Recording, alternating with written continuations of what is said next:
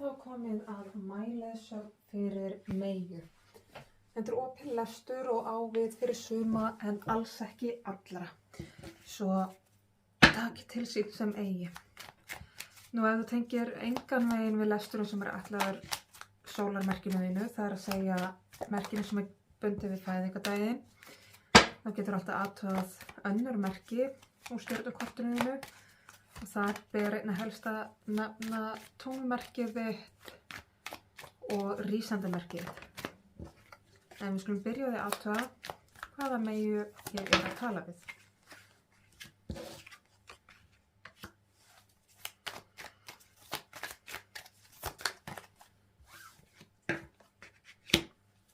Og við skulum sjá hvað er framundan hjá þessari Meyju, atburðir, uppákomur, áskoranir og ögranir.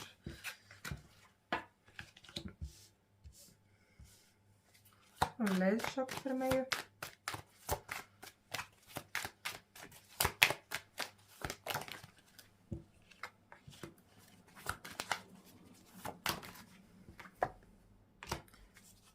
Og við fáum að sjá hvað áhrif þetta hefur á framtíðina hjá þessari Meyju.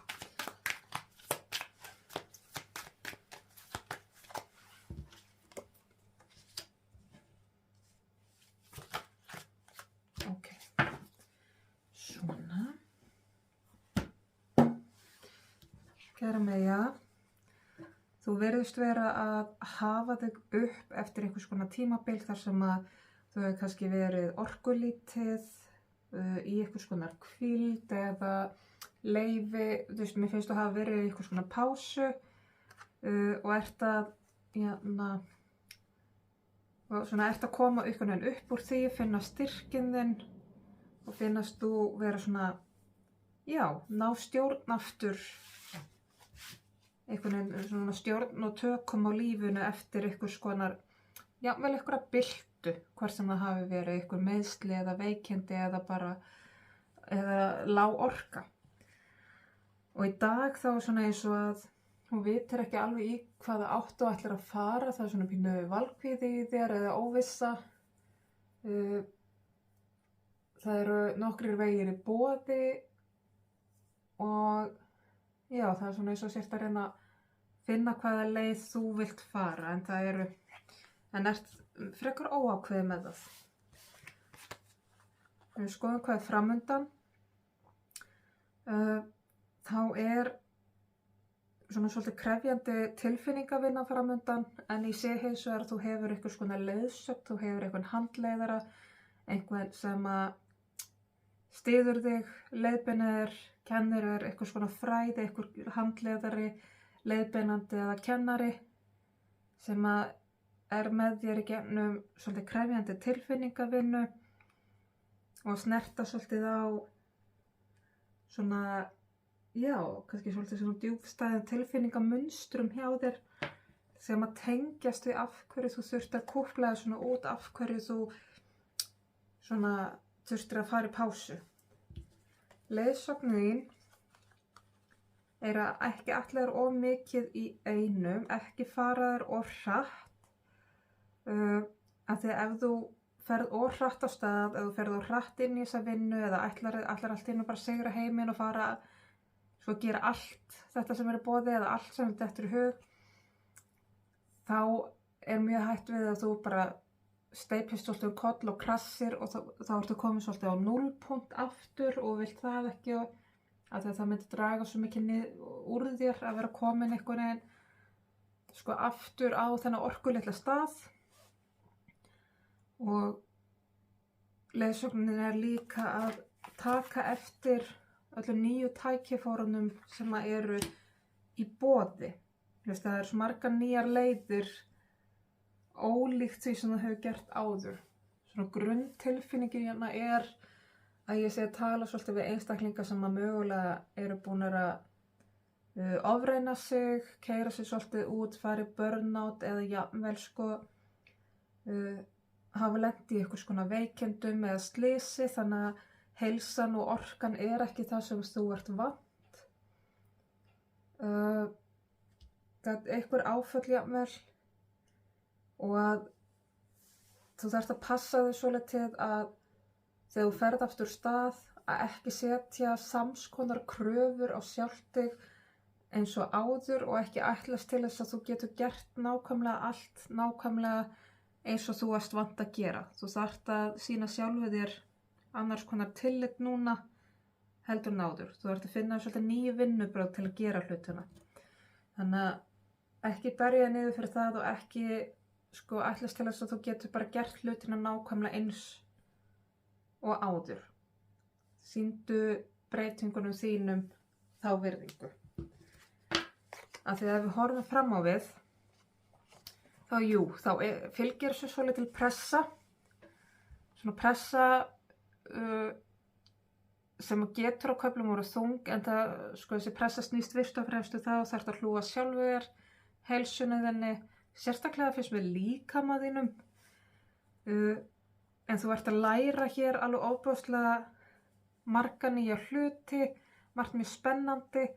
Það er jafnvel, einhver ykkur gætu jafnvel farið bókstaflega í nám, en líka bara þetta ferðalag að læra á sjálfan sig upp á nýtt, það er rosalega gefandi, læra á öðrum forsendum, læra á öðrum vettvangi, af því að það er hér rosalega mikil óska uppfylling, þannig að það að fara í gegnum þessa vegferð eins og hún byrjar erfiðlega og þetta með að sýna sjálfan sér tillit á nýjan hátt, að já, þetta er krefjandi, en hins vegar þú séu samt þú endar hér í ofboðslega hamingjusömu draumkennduna ástandi þar sem að þú færð óskir þína uppfylltar og það í tengslu við rosalega lærdóm, mikil lærdóm.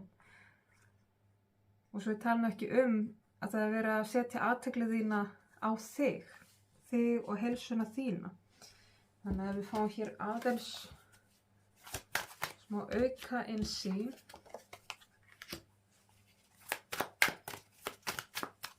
Það fyrsta sem kemur er að þú hafir átt að til að vera full hart við sjálft þig. Full strangt við sjálft þig.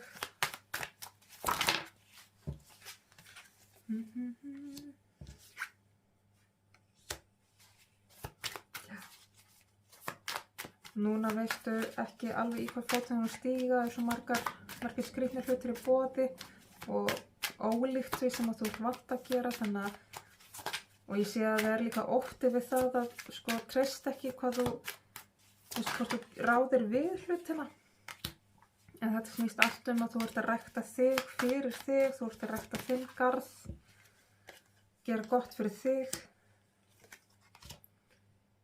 Og ert að nálgast sjálft þig hér líka að meira mildi, meiri mýkt. Ert að halda betur sjálft þig.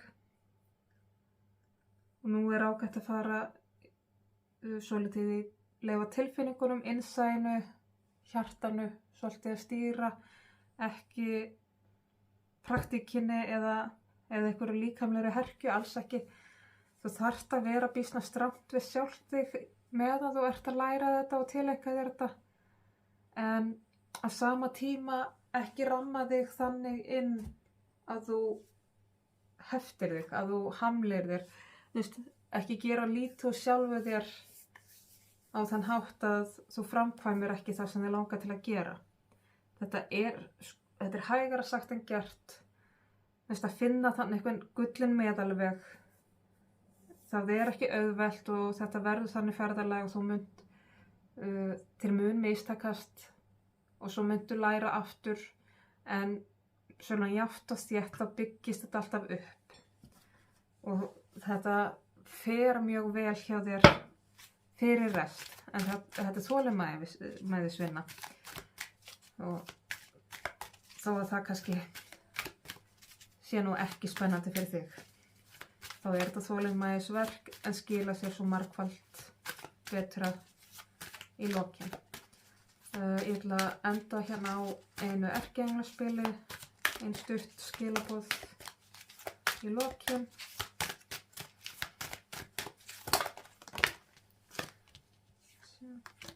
Það er hér erkiengill Maríal sem segir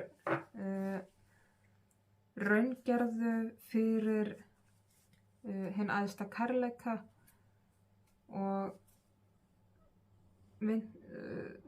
vertu í vinnu út frá sannri ást eða sannum kærleika.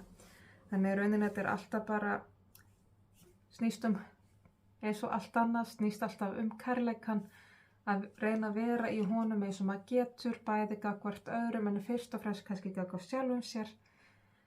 Og þegar þú ert að sjá fyrir hvernig þú vilt að hlutinir fari, sjá fyrir hvað þú vilt, þú ert að setja óskir þínar svona út í heiminn, manifestations, settu þær þá þannig fram að þeir eru alltaf frá þessum kærleika, stað kærleikans og stað hjartans og alltaf í þágu hins góða. Og sýndu kærleika í einu og öllu og sérstaklega gagnvart sjálfu þér. Elskaðu þig eins og þú myndir elska þitt allra dýrmætasta. Þá ætlum ég að segja þessari leiðsum lokið. Ég þakka kærlega fyrir mig og ég þakka fyrir áheyrnina. Ég vona skilaboðin til sönn og rétt til þeirra sem þurfa á þeim að halda og komi að gagni. Takk fyrir.